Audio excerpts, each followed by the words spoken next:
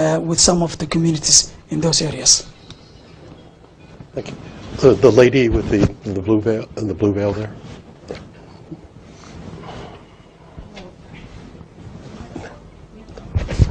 Hello, my name is Fauzia, and I just want to talk to Mr. Siilaanyo about issue that someone just mentioned it.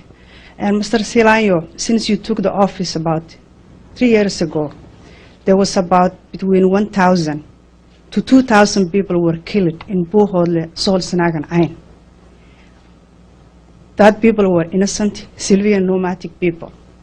Just like the lady here, Little Halimo, we call her Little Halimo. She was killed when the last election was done in Hudun. When the last election was done in Hudun in January, that was the children, women, and rape happened in Hudun area.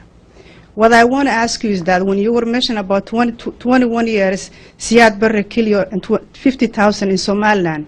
In about 3 years, there was 15,000 people killed in Sool, Sanaag and Ayn.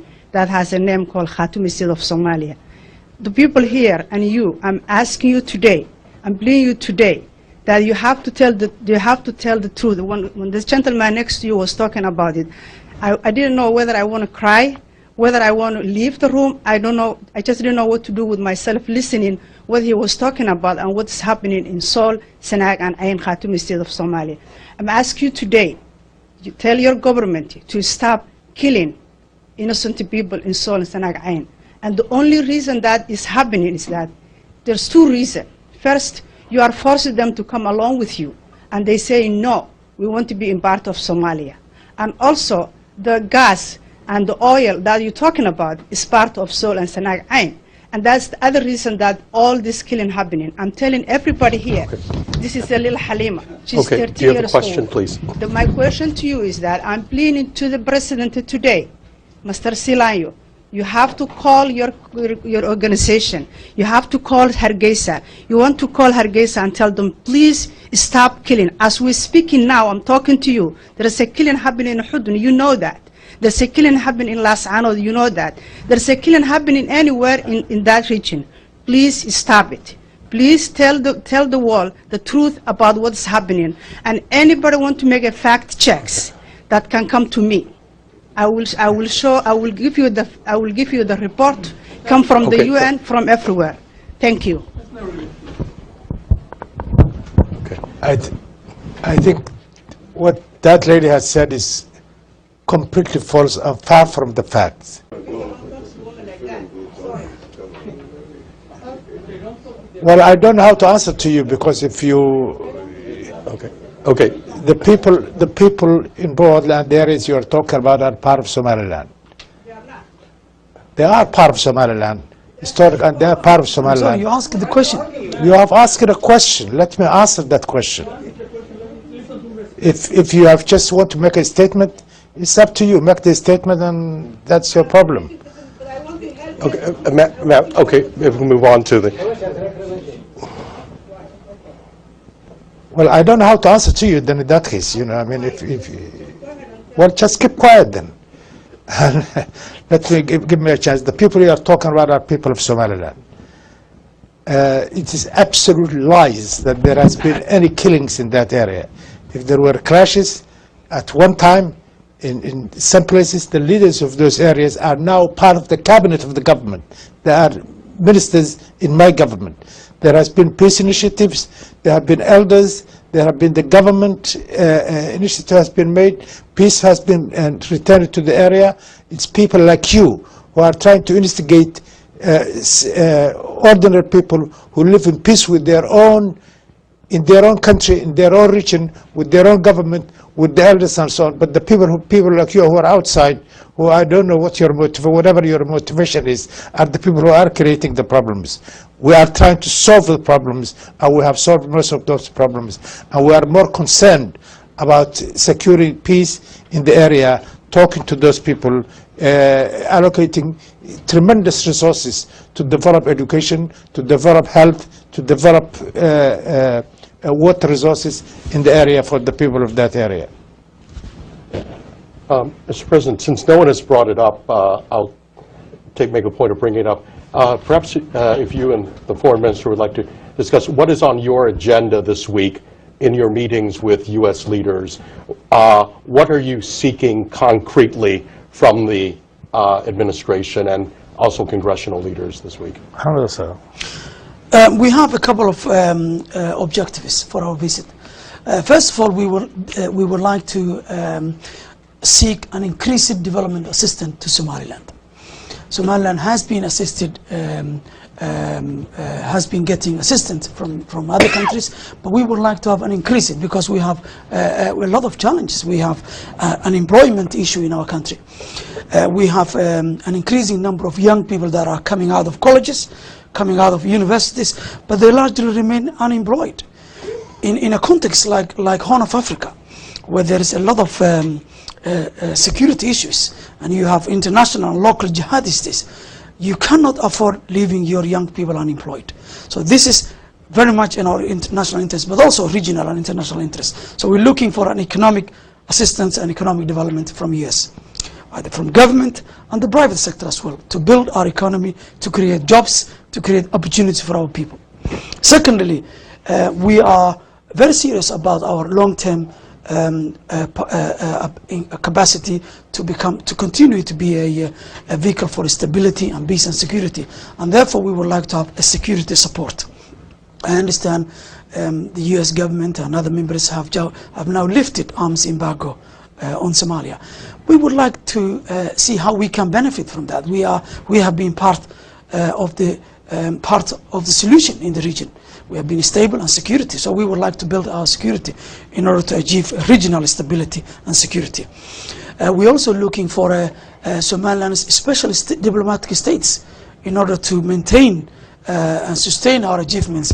We would like to become a much more vocal in international arenas. We would like to become more to get a proper representation in both regional and international bodies, and therefore Somaliland is seeking for getting a special states while we are still waiting for the full international recognition. Also, we are trying to talk to the government of the US government to see how we can increase our international, to look into different models of different international assistance. At the moment, the UN assists us through the USAID and international NGOs, but we have developed a much more effective system with UK and Denmark, and that's an international trust funds where the US government can channel its assistance through that fund, and therefore Somaliland government will make decisions alongside with the US officials on how that money is going to be spent, where that money is going to be spent, and obviously in our districts in the east or the west where haven't been fortunate enough to get a large development assistance, we will channel some of those assistance in those peripheral areas. So these are the common goals we are pursuing, and these are the objectives we want to achieve during our visit here. Few of us who are U.S. citizens too, and more than another thing, what we really want to from the U.S. is to cement and reassure our friendship with the U.S. We have, as Somalilanders, we value the values of America. We aspire their aspirations. And whether it is piracy or whether it's Al-Shabaab, whether it's any other issue that the people of America really value, Somalilanders do value. What we are more than another thing, we want to reassure for the U.S. and the U.S. people is to give us the chance that we want to succeed. More than other thing, we do want our sons and daughters in the U.S. to die in Somaliland or Somalia because of Al-Shabaab or other people come in there. We do that work. And we are a buffer for all extremism in that region. That is really, really an issue that most U.S. Americans, the people of America misunderstand. It has been a oasis. We value democracy. We value market economy. We are anti-terrorists. We fight with extremism. All these are the fundamentals that the people of America value. And what we want is to reassure and cement those values that we hold dear. It's the same value that Jeffersonians and George Washington. And Obama hold dear to that. So what we are saying is, these we don't want, with all that we have through for these 22 years, without any decent help from the international community, that we have relied on ourselves. We do not want to go back to what Somalia has been experiencing for the last 22 years. And it is in the interest of America, and it is the interest of the whole international community to really help Somalilanders in their endeavors. Thank you so much. Okay. Mr. Siegel, Dr. Siegel. Joe Siegel with the Africa Center for Strategic Studies at the National Defense University here in Washington. Following on the theme of security, I wanted to throw out for the group really, if you could talk more about what you are doing to combat extremism. We know this is a challenge, a growing challenge beyond Al-Shabaab in the Horn of Africa and East Africa more generally. It would be helpful to hear more of what you have done successfully, what you're planning to do moving forward. And along the same lines, there's growing inroads being made with narcotics trafficking in the region, and what plans and efforts so far Somaliland has undertaken to try to forestall this problem. Thank you. Somaliland has been doing quite a lot of work on fighting Al-Shabaab and other extremist groups, because Somaliland has been targeted on a number of occasions. I think the last time was in 2008, October 2008, when Somaliland's presidential palace had been attacked by extremists, and also the offices of international organizations in Hargeisa have been attacked on the same day. A lot of people have lost their lives.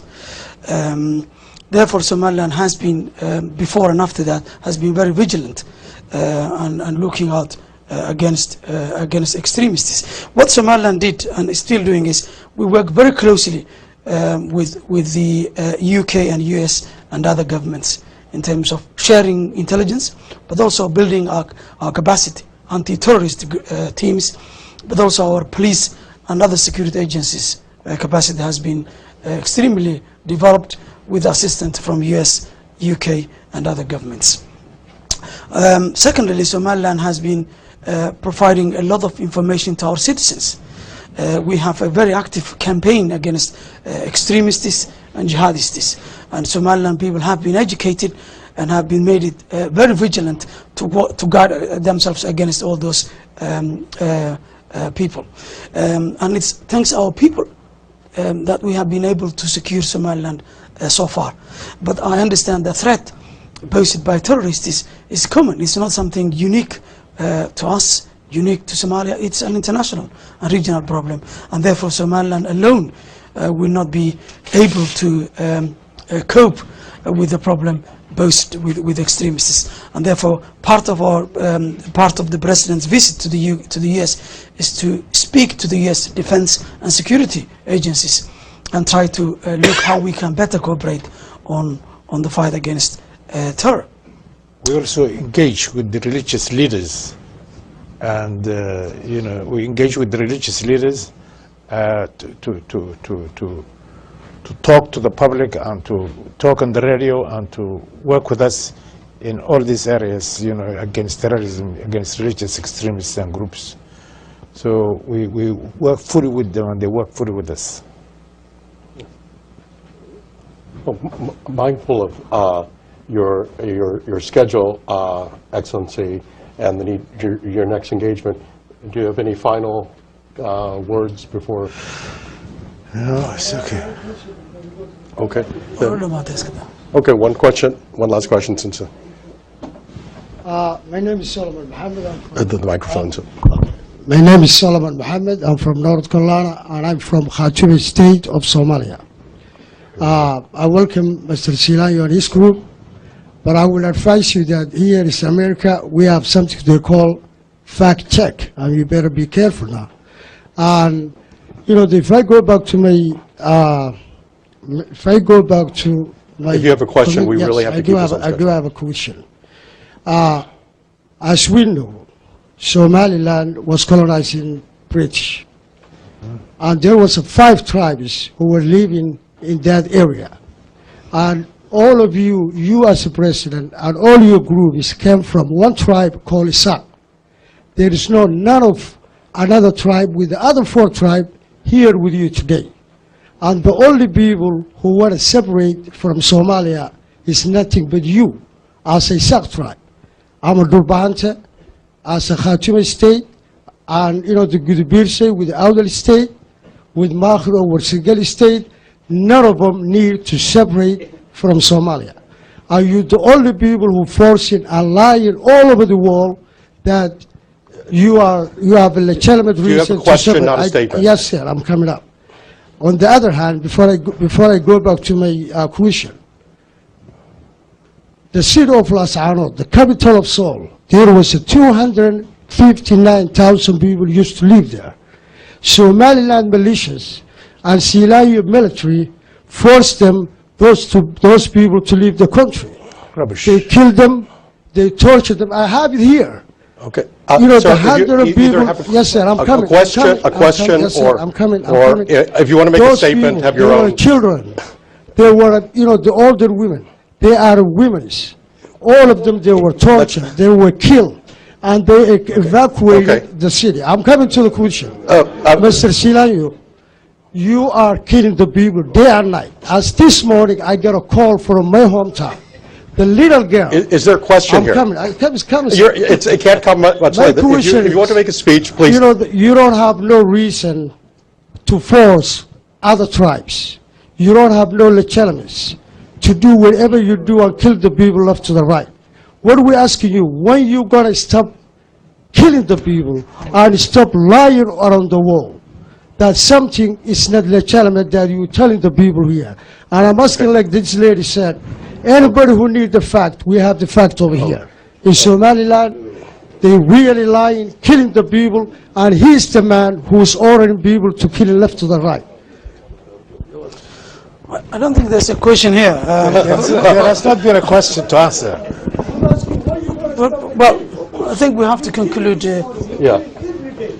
I guess you have to start before you can stop. Okay. But please join me in thanking President Siilaanyo and his